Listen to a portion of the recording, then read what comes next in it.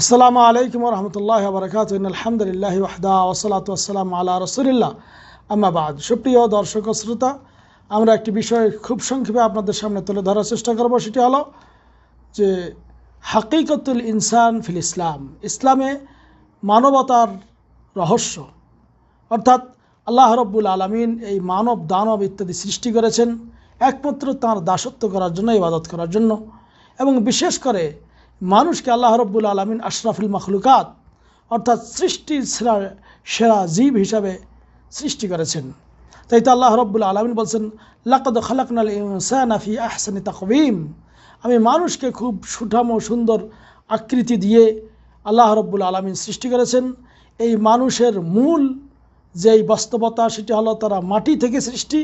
এরপরে আল্লাহ রাব্বুল আলামিন এই মাটি থেকে আদম আলাইহিস সালামকে সৃষ্টি করলেন, এরপরে আদম থেকে হাওয়া, এরপর তাদের উভয়ের সংমিশ্রণে আল্লাহ রাব্বুল আলামিন পৃথিবীতে অসংখ্য অগণিত এই মানবকে সৃষ্টি করেছেন। তা আল্লাহ রাব্বুল আলামিন তাদেরকে, এই মানুষকে সৃষ্টি করে এমনিতে তাদেরকে ছেড়ে দেননি। তাদের আল্লাহ রাব্বুল আলামিন চলার পথ দিয়েছেন। আল্লাহ রাব্বুল আলামিন বলতেছেন, ওয়া হাদাইনাহুন নাজদাইন, আমি তাদেরকে দুটি পথ দেখিয়ে দিয়েছি, একটি ভালো পথ আর একটি মন্দ পথ। হয় সে ভালো পথে যাবে অথবা সে মন্দ পথে যাবে। এই মানব সৃষ্টির কথা আল্লাহ রাব্বুল আলামিন ইসলামে অনেক জায়গায় কোরআনুল কারীমে উল্লেখ করেছেন এবং নবী করিম সাল্লাল্লাহু আলাইহি ওয়াসাল্লাম হাদিসের মধ্যেও বলেছেন। কিন্তু এই মানব জাতি যখন তার শাহওয়াতকে, তার প্রবৃত্তির চাহিদাকে দমন করে আল্লাহ রাব্বুল আলামিনের উবুদিয়ত, আল্লাহ রাব্বুল আলামিনের দাসত্বকে স্বীকার করে তাঁরই ইবাদত বন্দগীতে আত্মনিয়োগ করবে, তখন সে সফলতা লাভ করবে। আর যখন সে তার আত্মাকে কলুষিত করে, সে পাপের কাজে জড়িয়ে যেয়ে শিরক বিদআত কুফরের মধ্যে নিমজ্জিত হবে, তখন সে ধ্বংসপ্রাপ্ত হবে। আল্লাহ রাব্বুল আলামিন তাই তো এই মানুষের ভেতরে অনেক ধরনের গুণ দিয়েছেন, যেমন তাদের ভেতরে কিছু লোভ লালসা, অত্যাধিক লোভ লালসা ইত্যাদি আল্লাহ রাব্বুল আলামিন সৃষ্টি করে দিয়েছেন। তাই তো তারা লোভের বশবর্তী হয়ে অনেক সময় আল্লাহ রাব্বুল আলামিনকে ভুলিয়ে যায়। তাই তো আল্লাহ বলছেন, ইন্নাল ইনসানা খুলিকা হালুআ, নিশ্চয়ই মানুষকে সৃষ্টি করা হয়েছে অতিশয় অস্থির চিত্ত রূপে। ইজা মাসসাহু শাররু জাজুআ, যখনই তাকে কোনো বিপদ স্পর্শ করে তখন সে হায় হুতাশকারী হয়, অর্থাৎ খুব এমন অবস্থা হয় যে আহারে আমি শেষ হয়ে গেলাম ইত্যাদি। পক্ষান্তরে ও ইজা মাসসাহুল খায়রু মানুআ, আর যখন কল্যাণ তাকে স্পর্শ করে, কোনো তার প্রাচুর্য হয়, তখন সে কৃপণ হয়ে যায়। এক কথায় আল্লাহ রাব্বুল আলামিনের কৃতজ্ঞতা বান্দা হতে পারে না।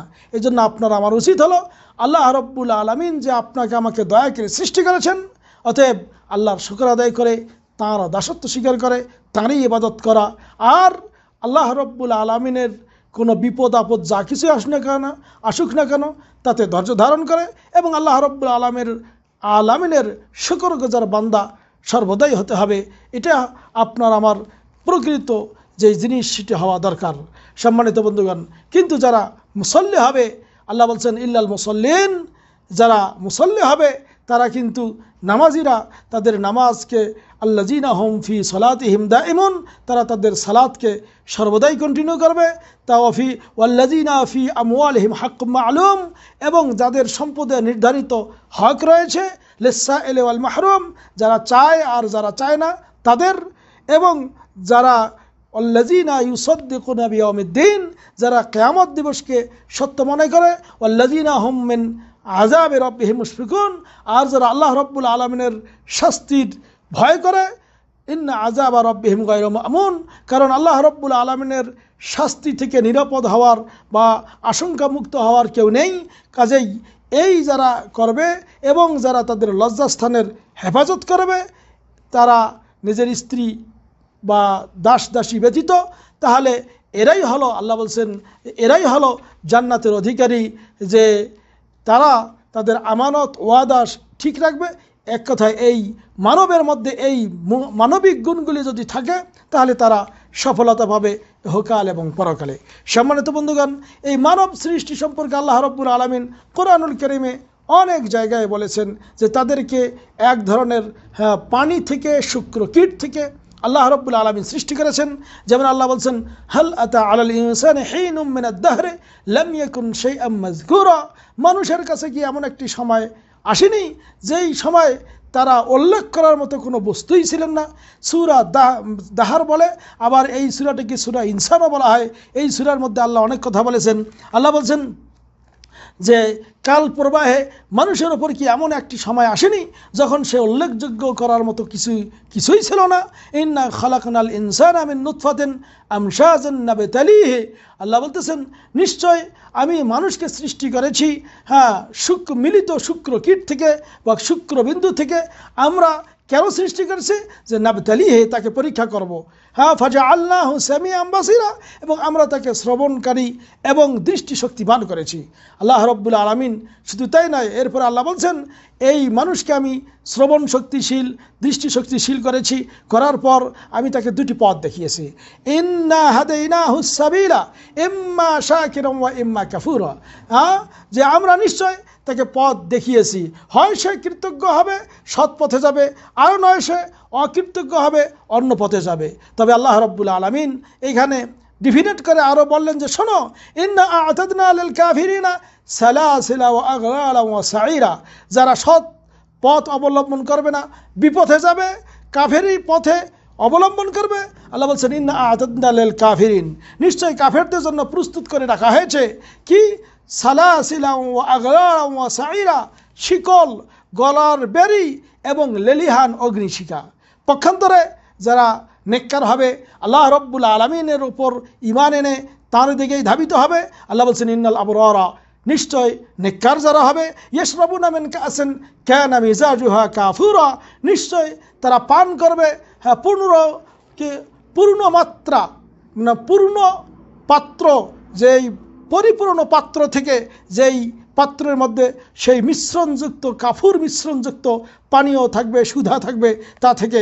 আইনা ইয়াশরাবু বিহা ইবাদুল্লাহ ইউফাজ্জিরুনাহা তাফজিরা, আল্লাহ রাব্বুল আলামিন আরও বলতেছেন যে এই ভালো মানুষ যারা হবে তাদের জন্য এমন কিছু প্রস্রবণ থাকবে, ঝর্ণা ধারা থাকবে যে আল্লাহর বান্দাগণ সেখান থেকে পান করবে, এবং প্রস্রবণকে যেখানেই যাবে সেখানেই তারা বহন করতে পারবে।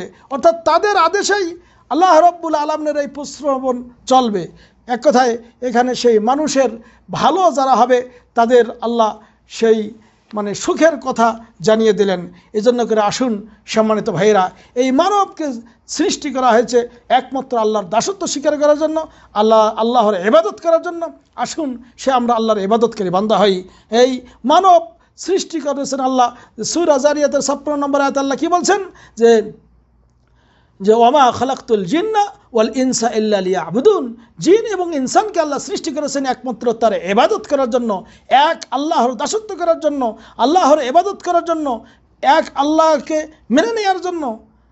আল্লাহ বলতেছেন মা উরিদু মিনহুম মির রিজকিন ওয়ালা উরিদু আন ইউতঈমুন, আমি তাদের কাছ থেকে কোনো রিজিক চাই না, আমাকে তারা খাওয়াবে এটা আমি চাই না, বরং আল্লাহই তো আপনাকে আমাকে খাওয়ান, আল্লাহই আপনাকে আমাকে পড়ান।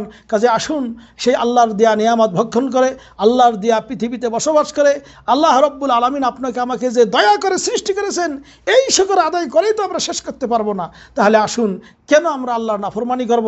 আসুন তওবা ইস্তেগফার করে পাপের কাজ পরিহার করে আল্লাহর দিকে ফিরে যাই, এবং আল্লাহ রাব্বুল আলামিন যেই উদ্দেশ্যে আপনাকে আমাকে সৃষ্টি করেছেন সেই উদ্দেশ্যকে বাস্তবায়ন করি।